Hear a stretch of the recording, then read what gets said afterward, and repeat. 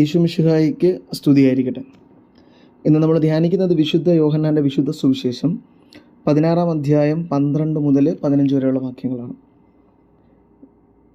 യോഹന്നാൻ്റെ സുവിശേഷത്തിൽ യേശുനാഥൻ മരണത്തിലേക്ക് നടന്നെടുക്കുന്നതിന് തൊട്ടു മുൻപ് ശിഷ്യന്മാരോട് സംസാരിക്കുകയാണ്. ഇവിടെ വീണ്ടും പരിശുദ്ധാത്മാവിനെ കുറിച്ച് തന്നെയാണ് പറയുന്നത്. അപ്പോൾ എനിക്ക് വളരെയേറെ കാര്യങ്ങൾ നിങ്ങളോട് പറയാനുണ്ട്, പക്ഷേ ഞാനത് പറയുന്നില്ല. പക്ഷേ സത്യാത്മാവ് വരുമ്പോൾ നിങ്ങളെ അത് പഠിപ്പിക്കുകയും നിങ്ങൾ പൂർണ്ണതയിലേക്ക് വരികയും ചെയ്യും. അപ്പോൾ ഈ സത്യാത്മാവ് പഠിപ്പിക്കുന്നതൊക്കെ യേശുവിൽ നിന്ന് കേൾക്കുന്ന കാര്യങ്ങളാണ് എന്നൊക്കെ യേശുനാഥൻ പറയുകയാണ്. അപ്പോൾ ഈ പറഞ്ഞു വരുന്നതിൻ്റെ അർത്ഥം ഈ ത്രിത്വൈക ദൈവത്തിൻ്റെ പൂർണ്ണതയെക്കുറിച്ചും അവരുടെ ഒരുമയെക്കുറിച്ചുമൊക്കെയാണ്.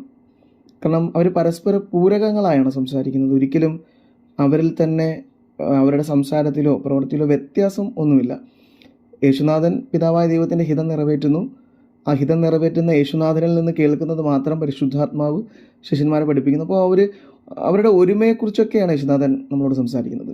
പക്ഷെ ഇന്ന് നമ്മൾ സുവിശേഷത്തിൽ ധ്യാനിക്കുന്നത് യേശുനാഥൻ പറയുന്ന ഒരു വാക്ക് ഇപ്രകാരമാണ്.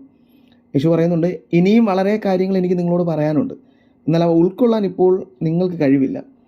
അതായത് യേശുനാഥൻ ഈ ഒരു വാക്യം പറയുമ്പോൾ നമ്മൾ ശ്രദ്ധിക്കേണ്ടത് മരണത്തിന് തൊട്ട് മുൻപുള്ള വിനാഴികയിലാണ് യേശുനാഥൻ.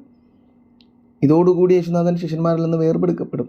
ഇപ്പം യേശു ശിഷ്യന്മാരോട് കൂടെ ആയിരിക്കാൻ ഒത്തിരിയധികം ആഗ്രഹിച്ചിരുന്നൊരു വ്യക്തിയാണ്. കാര്യം ശിഷ്യന്മാരെ അവൻ സ്നേഹിച്ചിരുന്നു. സുവിശേഷം ഇപ്രകാരമാണല്ലോ പറയുന്നത്, എനിക്ക് ഇഷ്ടമുള്ളവരെയൊക്കെ അവൻ അടുത്തേക്ക് വിളിച്ചു എന്നാണ്.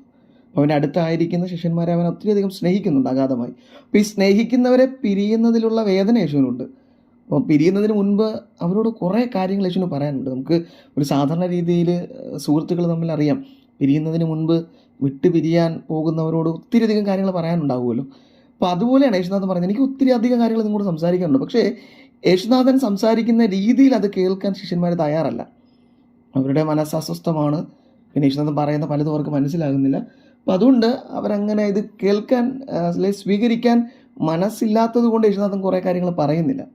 അപ്പോൾ യേശുനാഥന് എപ്പോഴും നമ്മളോട് കുറേ കാര്യങ്ങൾ പറയാനുണ്ട്.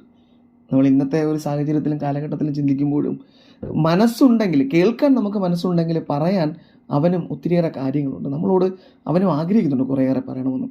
അപ്പോൾ ഈ യേശുനാഥൻ പറയാൻ ആഗ്രഹിച്ച കാര്യങ്ങൾ നമ്മളോട് പറയാനാണ് പരിശുദ്ധാത്മാവ് വരുന്നത്. ഇന്ന് പരിശുദ്ധാത്മാവ് നമ്മുടെ ഇടയിൽ പ്രവർത്തിക്കുന്നതും ക്രിസ്തുവിന് പറയാനുള്ള കാര്യങ്ങൾ നമ്മളോട് പറയാനാണ്.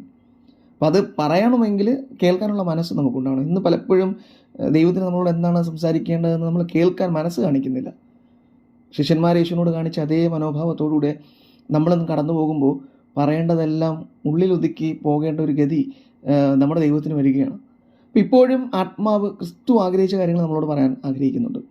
അത് കേൾക്കാൻ നമ്മൾ ചെയ്യേണ്ടത് മനസ്സൊരുക്കി നമ്മുടെ ഹൃദയത്തെ വിശാലമാക്കുക, വചനം സ്വീകരിക്കാൻ വേണ്ടി. ഇന്ന് ഈ വചനം ധ്യാനിക്കുമ്പോൾ നമുക്ക് പ്രാർത്ഥിക്കാം, ക്രിസ്തുവേ, നിനക്ക് പറയാനുള്ളതൊക്കെ എന്നോട് ആത്മാവ് വഴി സംസാരിക്കണമേ, അത് കേൾക്കാൻ എൻ്റെ ഹൃദയത്തെ ഒരുക്കാൻ നീ സഹായിക്കണമെന്ന്.